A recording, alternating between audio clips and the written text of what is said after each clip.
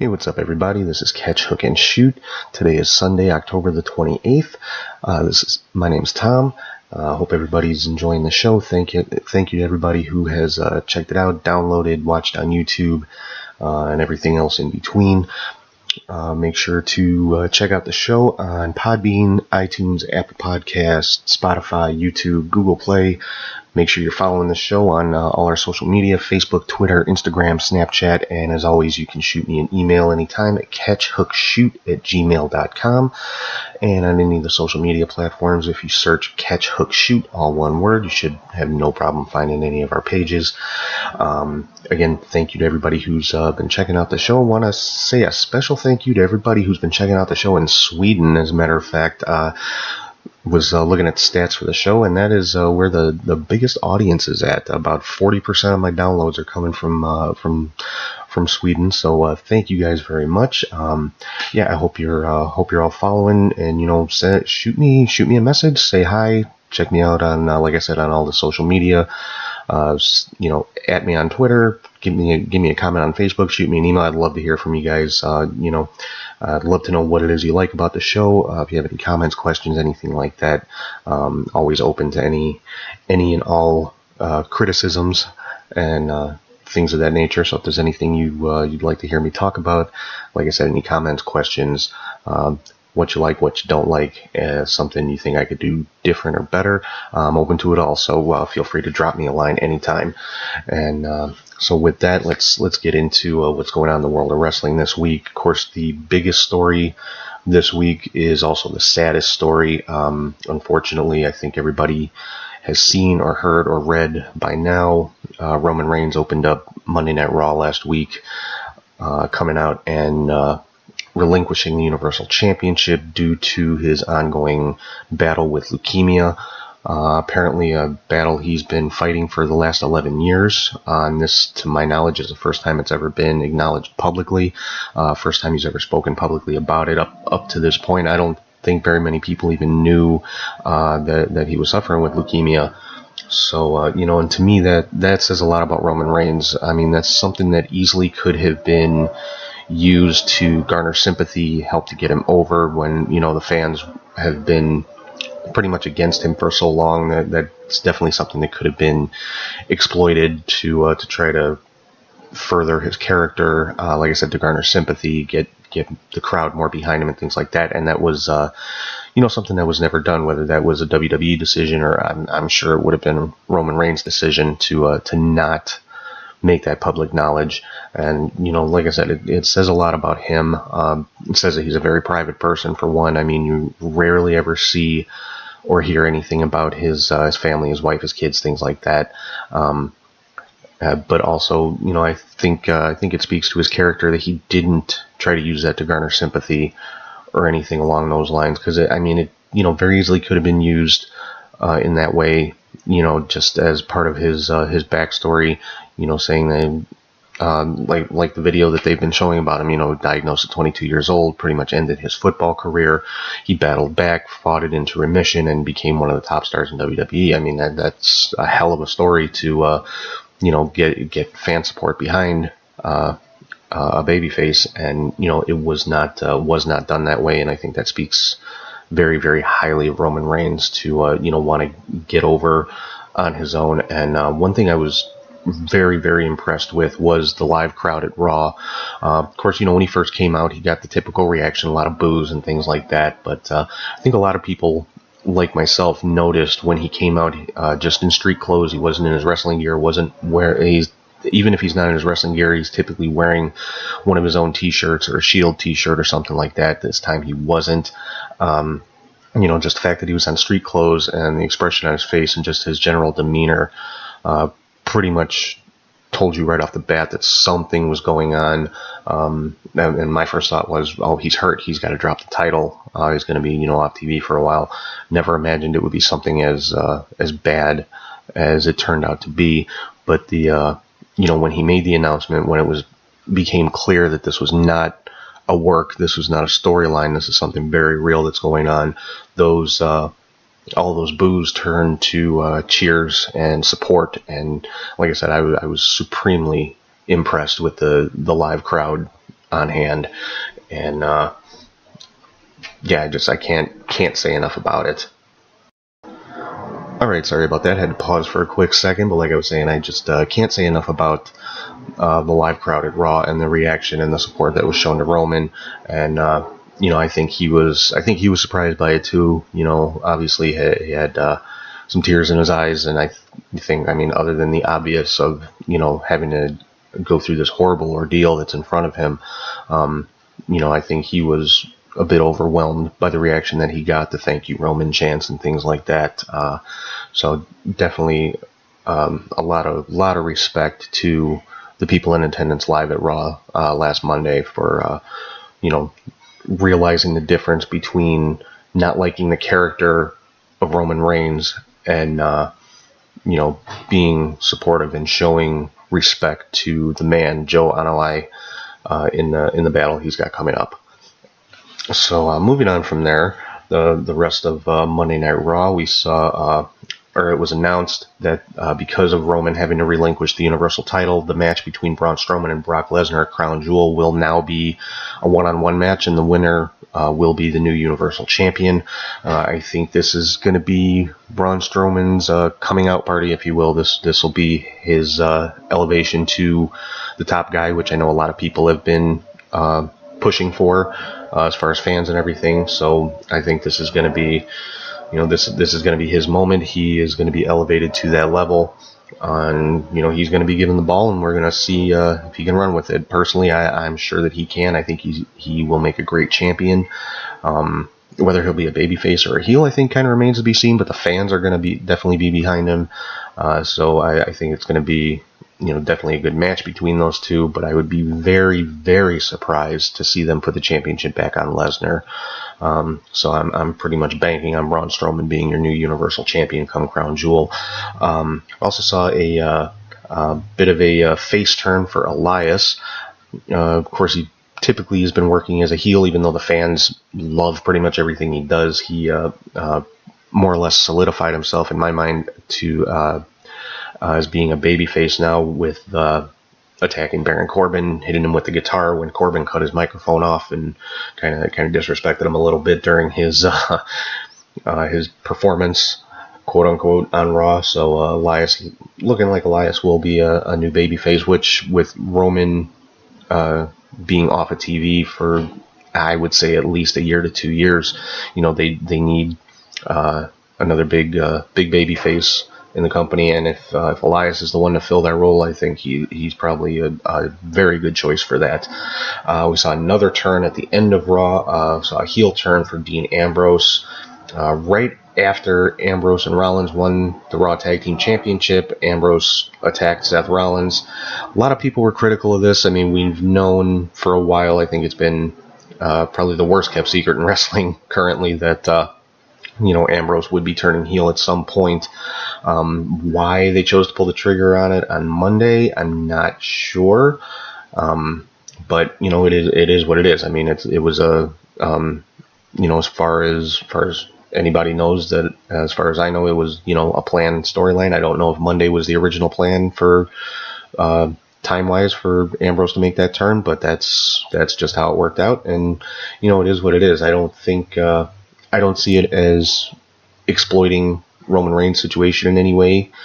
I think it's just ending Raw on a high note, and then throwing in a bit of a shocker with the Dean Ambrose heel turn. So it's going to be interesting to see how they go forward with this one, because Ambrose and Rollins, like I said, are the Raw Tag Team Champions now.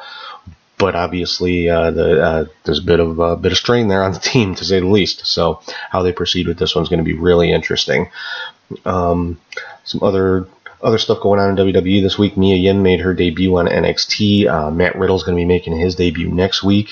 It was also came out on NXT this week that Johnny Gargano is the man who attacked Aleister Black a few weeks back, and so that. That was kind of a surprise to me. I didn't expect Gargano to turn heel, at least not at this point. But I think it's a good progression from his rivalry with Tommaso Ciampa, and it looks like he and Ciampa may be kind of getting chummy again. Ciampa, posted some stuff on social media kind of supporting Gargano.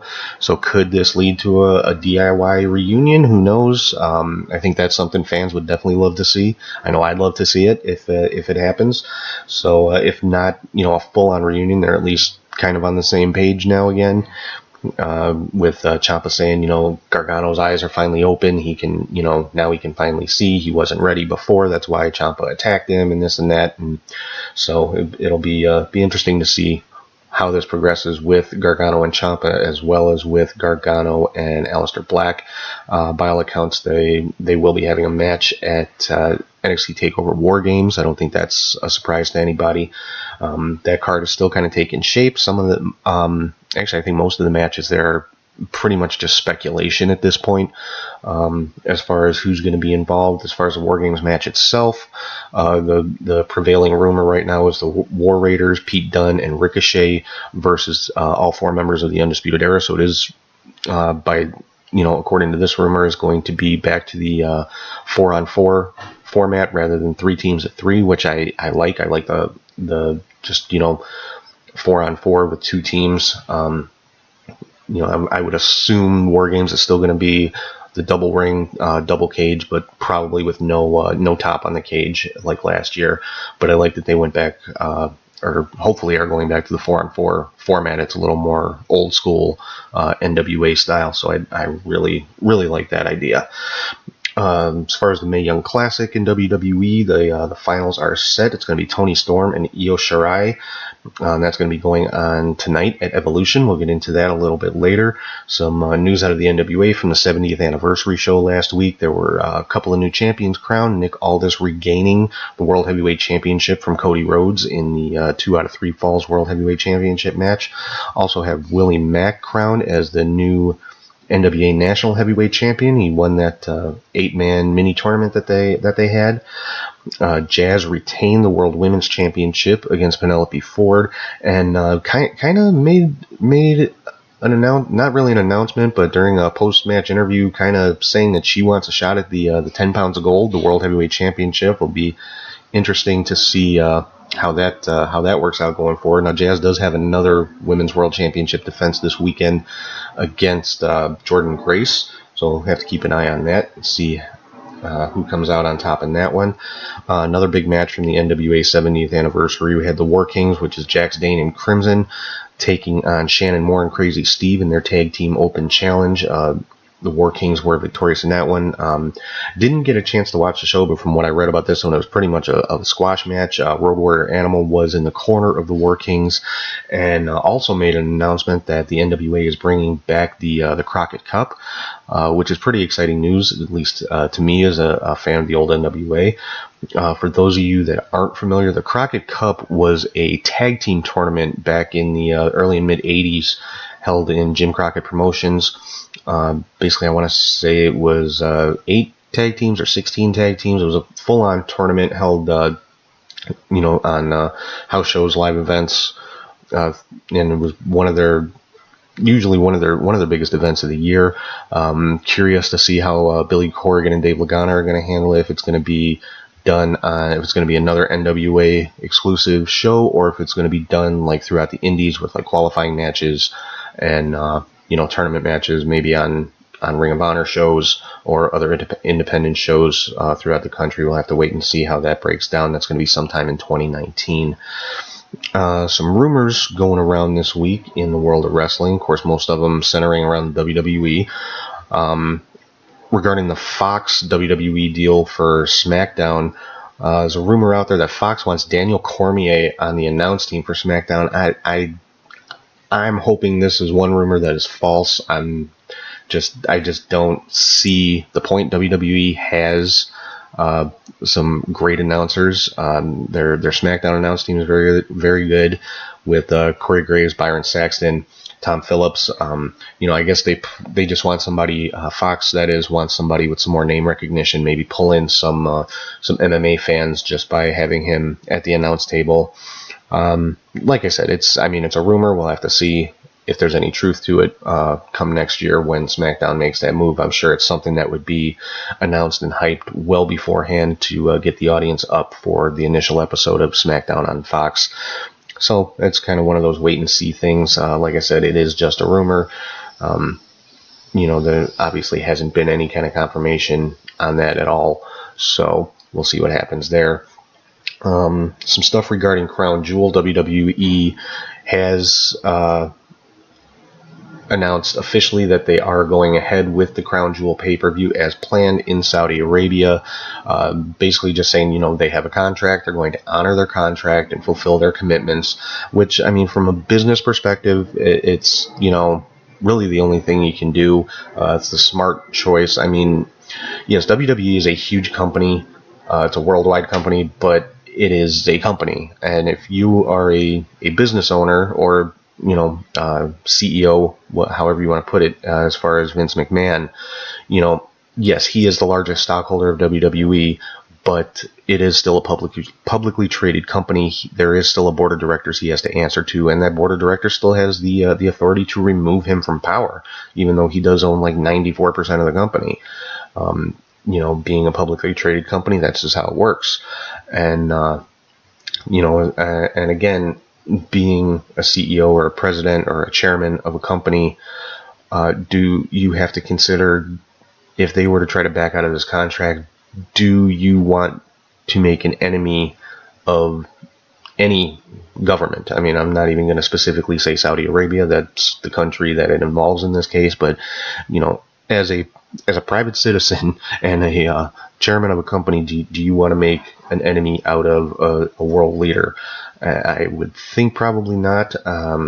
Just for your own safety, you have to remember as well, Vince's wife is a member of the current president's cabinet. So there's just a lot of things that have to be taken into consideration here. A lot of politics, things like that, stuff that I don't really like to get into. So, but WWE did make the official announcement. Crown Jewel is moving forward in Saudi Arabia as planned. They're honoring the contract that they signed with the Saudi government, and it is what it is. You don't have to like it. If you don't agree with it, don't watch it. Don't buy the pay-per-view. Don't watch it on the network. Just find something else to do that day. Some other news relating to Crown Jewel. Tickets went on sale Friday, I believe it was, and sold out in 3 hours, so it will be a full house. The big rumor going around about Crown Jewel is that Hulk Hogan will be in attendance. Hogan himself pretty much said, he is making the trip to Saudi Arabia. Now, if that's in like an on-screen capacity or if he's just going to be there backstage, don't know yet. Nothing's really been said as far as that goes, but by Hogan's own account, he will be in Saudi Arabia with the WWE. Now, as far as people performing on the Crown Jewel show, couple of big names with WWE supposedly have refused to make the trip. The biggest of those names being, of course, John Cena. Now, WWE has acknowledged this somewhat, basically just saying that their number one priority is their performers and things like that. I'm not quoting directly. I don't remember what the exact quote was, but they have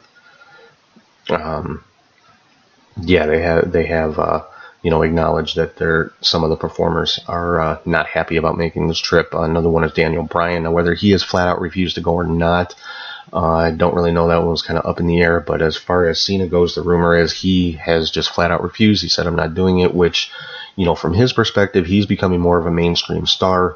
He's got to protect himself, his brand, his reputation, and participating in this show could, potentially cause him problems as far as, movie roles, things like that. People not wanting to work with him just simply because of, the political backlash from this show. So if that is the case, I'm sure something will be done or said or acknowledged on Raw this week, stating that, Cena had to back out of the show. Maybe they'll say he's injured or, I don't know, or, cite other commitments or something like that. But by all accounts, John Cena will not participate in the Crown Jewel event. Moving on to the Evolution pay-per-view, which is going on a little bit later tonight. Some bad news for Evolution. By all accounts, Alexa Bliss will not be participating in the pay-per-view tonight. Apparently, she suffered a concussion at a house show sometime this week and is not medically cleared. To me, that's really, really kind of sad news, because Alexa is one of the top women performers in WWE. I mean, for my money, is the top women's heel in WWE right now, and her not being able to perform on this show is really, really kind of sad. Hopefully, I mean, she'll be there in some capacity, even if it's just standing at ringside, not getting physically involved or something like that, just so she's on the show. I think that at the very least would be, something that they could do, as long as she's not getting physically involved or taking any bumps or anything like that. I'm sure she can still physically appear at the show. So hopefully that's what's going to happen. As far as the rest of the card, I'm going to kind of break it down here a little bit for you guys and kind of give my predictions, my thoughts on these. First and foremost, let's talk about the Women's Battle Royal that's going to be going on, and this is for a Women's Championship match. Now, 20 participants have been announced so far, and they're all either women currently on the main roster or women formerly with WWE. The names listed are Tamina, Billie Kay, Peyton Royce, Ember Moon, Nia Jax, Dana Brooke, Asuka, Mandy Rose, Sonya Deville, Carmella, Lana, Naomi, Tori Wilson, Michelle McCool, and Alundra Blaze. Now, since this match is for a women's championship match, I would expect somebody on the current roster to come out the winner in this one, and really 5 names kind of jump out as who I would consider favorites to win this, and that would be Ember Moon, Nia Jax, Asuka, Carmella, and Naomi. I'm looking for one of those 5 more than likely to win the Battle Royal. Now, WWE has pulled tricks out of their sleeve before. They have, come with some surprises before. So, you might see a dark horse. And this one could be Tamina. She's been off of TV for quite a while with injuries. Hopefully those are all taken care of and she is back 100% on, back full time. So, I mean, if that's the case, seeing Tamina win this might not be that big of a surprise, or somebody like Lana or Mandy Rose, really, really kind of up in the air. But like I said, the 5 that I would call favorites in this: Ember Moon, Nia Jax, Asuka, Carmella, and Naomi. More than likely it'll be one of those 5 to win this one. And if I had to pick right now, I'd say Ember Moon. She hasn't really had a major storyline or rivalry since she's been up on Raw. She's kind of been not really a background player, but kind of a supporting player, put it that way. So kind of push her to the forefront, get her in the championship picture. She definitely more than deserves it. So and who knows if these 20 are the only ones that are going to be participating. I mean, there's still a lot of NXT women that could potentially be involved in the pay-per-view one way or another, as far as being put in the Battle Royal, possibly being at ringside for some of the matches. Who knows? The rest of the matches going on, we've got the final of the 2018 Mae Young Classic, like I talked about earlier, Toni Storm against Io Shirai. Watching the tournament, I mean, both of these women are under contract WWE, so it could be either one that wins it. Personally, I'm looking for Toni Storm to come out on top in this one. She is really the top women's competitor in NXT UK division, and the NXT Women's Championship has not been decided yet, at least not on TV. So she's probably one I would look for to have a big role in the NXT UK Women's division, and what better way to kind of springboard her to the top of that division than having her win the 2018 Mae Young Classic. So that's my pick for that match, is Toni Storm. For the NXT Women's Championship, we've got Kairi Sane versus Shayna Baszler in a rematch. Now this one, kind of hard to call. I kind of want to say I expect Shayna Baszler to win this one. If she doesn't, then I wouldn't be surprised to see her on Raw or SmackDown sooner rather than later. Possibly, if Shayna Baszler, whether Shayna Baszler wins or not, I would not be surprised to see her get involved in the next match I'm going to talk about, Ronda Rousey versus Nikki Bella. Of course, Brie Bella, I'm sure, is going to be at ringside. Shayna Baszler could show up in Ronda's corner to kind of counteract Brie. And by all accounts, this is going to be the main event of the show. I know a lot of people think that the main event should be Becky Lynch versus Charlotte, which I happen to agree with that. I think that should be the final match of the show. But Ronda Rousey's name recognition, her mainstream popularity, it just kind of makes sense to have she and Nikki as the final match on the show and as the main event. Now, by all accounts, also this is going to be a relatively short match. Probably, I wouldn't say more than maybe 10, 15 minutes maximum, just because of Nikki Bella's history with neck injuries, and supposedly the WWE doesn't want to put her out there in too lengthy of a match just for fear of her re-injuring her neck. But my thinking is, if that's the case, then why did you clear her to compete if you're gonna, put those kind of restrictions on her? Either she's medically able to compete or she's not. In my mind, I mean, that's just how my mind works. I don't know what the criteria is for WWE to medically clear somebody to get in the ring after a serious injury like Nikki Bella has had. So we'll just have to see how that one goes. Now, I do expect Ronda Rousey to retain the title, whether it's by making Nikki Bella tap out or interference from Brie and the match ends in disqualification or something along those lines. Like I said, it wouldn't surprise me to see Shayna Baszler show up to start kind of planting the seeds for the four horsewomen, the MMA four horsewomen getting together. Now on NXT House Show, Shayna Baszler has already been teaming with Jessamine Duke and Marina Shafir. So, the three of them are already pretty much a unit in NXT. So kind of working Ronda Rousey into there would not be a difficult task at all. But I don't see Ronda Rousey, making appearances on NXT shows. I think it's more likely you'll see Shayna Baszler moving up to Raw, or at the very least, like I said, getting involved in the match tonight, possibly with Duke and Shafir as well. Who knows? Some other matches going on. Like I said, Becky Lynch and Charlotte Flair for the SmackDown Women's Championship. This one I expect to be the match of the night. This is the last woman standing match. This is really the only quote-unquote gimmick match going on tonight, with a special stipulation like that. First ever last woman standing match in WWE. I expect this to be, like I said, the match of the night. Probably, I would say, at least a good 20 to 30 minute match. Give them plenty of time to tell their story and just put on the show that everybody knows that they can put on. I'm thinking Becky Lynch is going to retain tonight. I mean, it's last woman standing, so she's going to pull out all the stops. But then again, Charlotte Flair, she is the daughter of the dirtiest player in the game, Ric Flair. I'm sure she's got a lot of tricks up her sleeve as well. Ric Flair is supposed to be at Evolution tonight.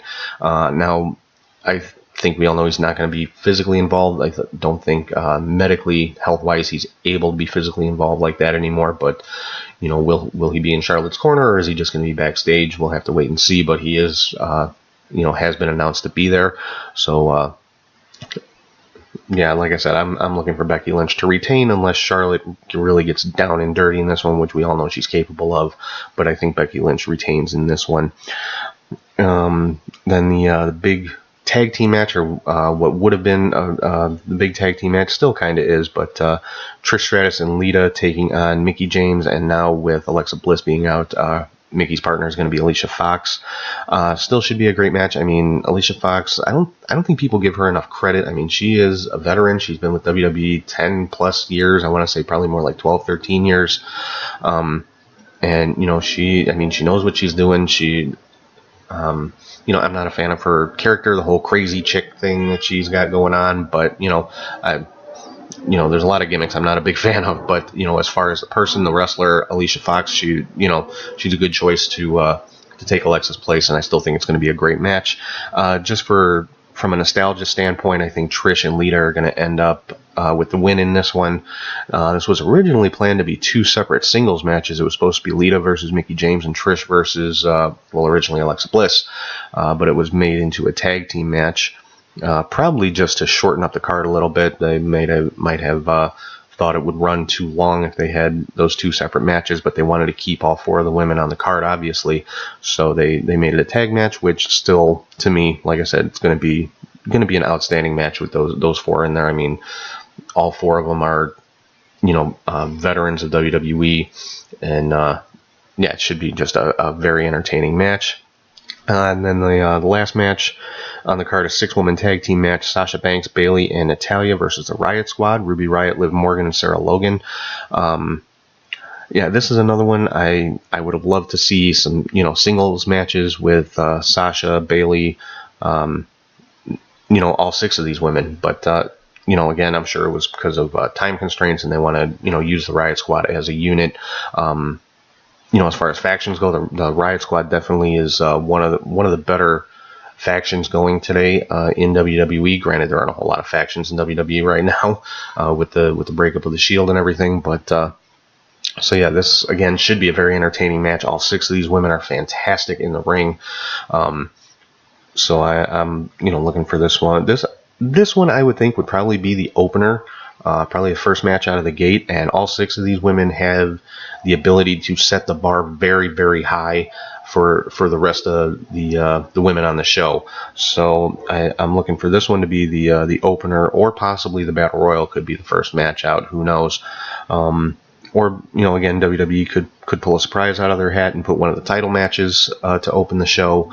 But I think wherever they position Becky Lynch and Charlotte Flair, I think you'll probably see that one right in the middle of the show, because I don't think they're going to want to put that match right before the main event with Ronda Rousey and Nikki Bella, because it's just gonna, Ronda and Nikki is not going to stand up or match up to Becky and Charlotte, and that's just my own opinion, and it's not a knock on Nikki Bella, and especially not a knock on Ronda Rousey.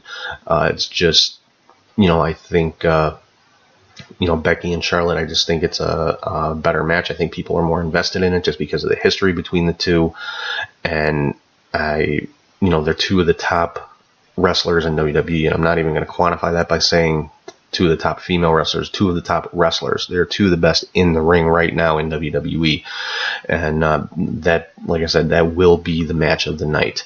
So that pretty much wraps it up. I'm going to go back through my picks to win real quick here. I've got Ronda Rousey retaining against Nikki Bella, Becky Lynch retaining against Charlotte Flair.